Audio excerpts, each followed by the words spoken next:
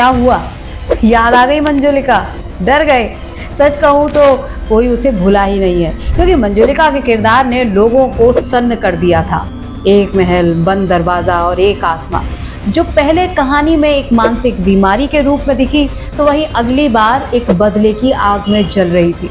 लेकिन ये सिर्फ फिल्म की कहानी नहीं है, क्योंकि हमारे देश में कई ऐसे महलों और घरों के साथ ऐसे किस्से जुड़े हुए हैं जहां आज भी आत्माओं का साया रहता है। और अगर मैं ये कहूं कि इन आत्माओं का वजन सिर्फ 21 ग्राम होता है, बात शायद हजम ना हो, लेकिन करनी पड़ेगी।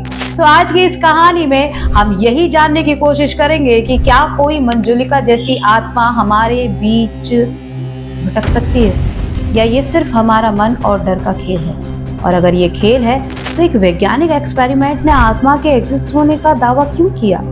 वीडियो बहुत मजेदार होने वाली है, ध्यान से देखना, बिल्कुल भी स्किप मत करना। So hello and welcome back in Shreya explorer. मैं हूँ आपके साथ श्रेया। बिना देरी किए आज का ये वीडियो शुरू करते हैं। शुरू करते हैं।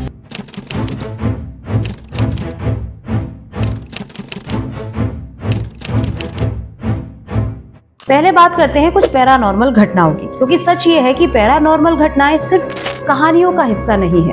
द कंज्यूरिंग जैसी फिल्में रियल लाइफ बेस्ड घटनाओं से प्रेरित होकर ही बनी है। वहीं भारत में भी कई ऐसी कहानियां मशहूर हैं, जिसमें से एक भानगढ़ के किले को कौन भूल सकता है, जहां की कहानी कही जाती है कि एक रानी जिसको हासिल करने के लिए तांत्रिक ने बहुत कोशिश की, लेकिन जब वो फेल हो गया तो उसने उस किले को ही श्राप दे दिया, जहां आज भी दिन छुपने के बाद जाना बिल्कुल मना है। और लोगों का कहना है कि वहाँ शाम के बाद अजीब अजीब सी रोने की आवाज़ें, चिल्लाने की आवाज़ें आती हैं। आज भी वहाँ बहुत डरावनी आहटें महसूस होती हैं। इनफैक्ट वहाँ जो भी जाता है उसको बहुत नुकसान होता है। वहीं दार्जिलिंग के पास डाउ हिल के जंगल में लोगों का दावा है कि उन्होंने वहाँ बिना सिर वाले लड़के को और बच्चों की आत्माओं को भटकते देखा है। लेकिन क्या ये आत्माएं सच में हैं, या ये सब केवल हमारा भ्रम है? चलिए अब थोड़ा सा साइंस को समझते हैं और बात करते हैं उस अनोखे एक्सपेरिमेंट की, जिसने आत्मा के वजन को लेकर पूरी दुनिया में तहलका मचा दिया था। यानी कि आत्मा होती है, ये उसने कहा। साल 1907 में डॉक्टर डंकन मैकडॉगल ने एक एक्सपेरिमेंट किया था, जिसमें उन्होंने 6 मरते हुए लोगों का वजन मौत से ठीक पहले और तुरंत बाद मापा। हैरानी की बात यह थी कि मरने के बाद शरीर का वजन करीब 21 ग्राम घट गया। मैकडॉगल का दावा था कि ये 21 ग्राम आत्मा का वजन है, जो शरीर के मरते ही उसे छोड़ देती है। लेकिन वैज्ञानिकों के बीच इस पर मतभेद बना रहा था। हालांकि उस वक्त इस एक्सपेरिमेंट ने काफी सुर्खियां बटोरी थी। अब भले ही विज्ञान पूरी तरह से इसे सिद्ध ना कर पाया हो, लेकिन बहुत से लोग हैं जो ये सिद्ध करने में लगे रहते हैं कि उन्होंने आत्माओं को महसूस किया है।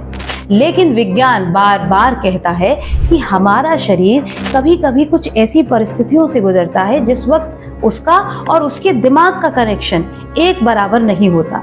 उदाहरण के लिए स्लीप पैरालिसिस को ले लीजिए। ये एक ऐसी स्थिति है जिसमें इंसान का दिमाग तो जागता है, लेकिन शरीर हिल नहीं पाता।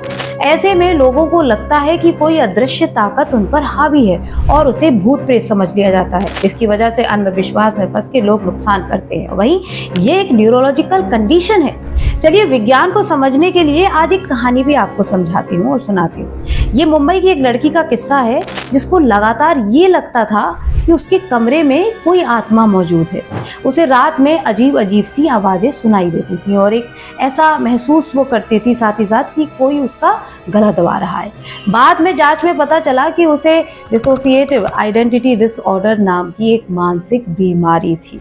सही इलाज और थेरेपी से वो लड़की पूरी तरह से ठीक हो गई। लेकिन हर बार विज्ञान सही साबित हो ऐसा जरूरी नहीं, क्योंकि द एक्सोरिज्म ऑफ एमिली रोज जैसी फिल्में इस बात को भी उजागर करती हैं कि कुछ घटनाओं का जवाब विज्ञान के पास नहीं है। ये एक ऐसा केस था जिसे विज्ञान भी समझ नहीं पाया और धर्मकांड भी ठीक नहीं कर पाया था। और ऐसे ही ना जाने कितने केस हैं, खास तौर से भारत में, जहां अघोरी साधना और काला जादू की प्रथाएं सदियों से चली आ रही हैं। आत्मा का होना तो हमारे शास्त्रों में भी पूरी तरह से माना गया है। गरुड़ पुराण में तो इनफैक्ट आत्मा की यात्रा का भी वर्णन मिलता है कि मृत्यु के बाद आत्मा अपने कर्मों के आधार पर नए नए लोकों की ओर जाती है। वहीं भगवत गीता के अध्याय 2 के 22वें श्लोक में श्री कृष्ण भी ये कहते हैं कि जिस प्रकार मनुष्य पुराने वस्त्रों को त्याग कर नए वस्त्र धारण करता है, उसी तरह से आत्मा पुराने और व्यर्थ के शरीर को त्याग कर नवीन और भौतिक शरीर धारण करती है। लेकिन क्या ये आत्मा सिर्फ एक ऊर्जा है या इसका कोई भौतिक अस्तित्व भी है? यही एक अनसुलझा सवाल हमारे मन में डर को जगह देता है। और विज्ञान ये कहता है कि जब हम डरते हैं तो हमारा मस्तिष्क उसी डर को सजीव बनाने की कोशिश करता है। यही वजह है कि हमें परछाई भी मंजुलिका जैसी दिखने लगती है। सो नो डाउट कई बार हमारा डर और भ्रम हमें मंजुलिका जैसा अनुभव करा सकता है। लेकिन अगर हमें कभी ऐसा लगे तो ऐसे घबराने की बजाय सही समय पर मदद लेनी चाहिए। मानसिक बीमारियां भी उतनी ही असली होती हैं जितना कोई और शारीरिक बीमारी। तो डर से लड़ते रहो और खुद पे भरोसा करते रहो, क्योंकि चाहे किसी जादू टोना का असर आपके ऊपर हो या ना हो, किसी आत्मा का असर हो या ना हो, या उसका वजन 21 ग्राम हो या ना हो, मैटर ही नहीं करता। जो मैटर करता है वो है आपके अंदर छुपा हुआ आपका विश्वास, आपका साहस, जिसके दम पर आप हर परिस्थिति, हर डर का सामना कर सकते हैं। याद रखिए, आप जितना कमजोर बनेंगे उतना ही आपको दबाया जाएगा। इसलिए खुद को हर परिस्थिति के सामने डटकर उसका सामना करने के लिए तैयार कीजिए। अगर ये वीडियो आपको पसंद आया है तो लाइक और शेयर जरूर करना। चैनल को आज ही सब्सक्राइब कर लेना। आपके जीवन में कोई पैरानॉर्मल एक्सपीरियंस हुआ है तो मुझे कमेंट बॉक्स में ये जरूर बताना। फिर मिलेंगे एक और दिलचस्प कहानी के साथ। तब तक के लिए खुश रहिए, मस्त रहिए, खुद से प्यार करते रहिए। Love yourself. राधे राधे।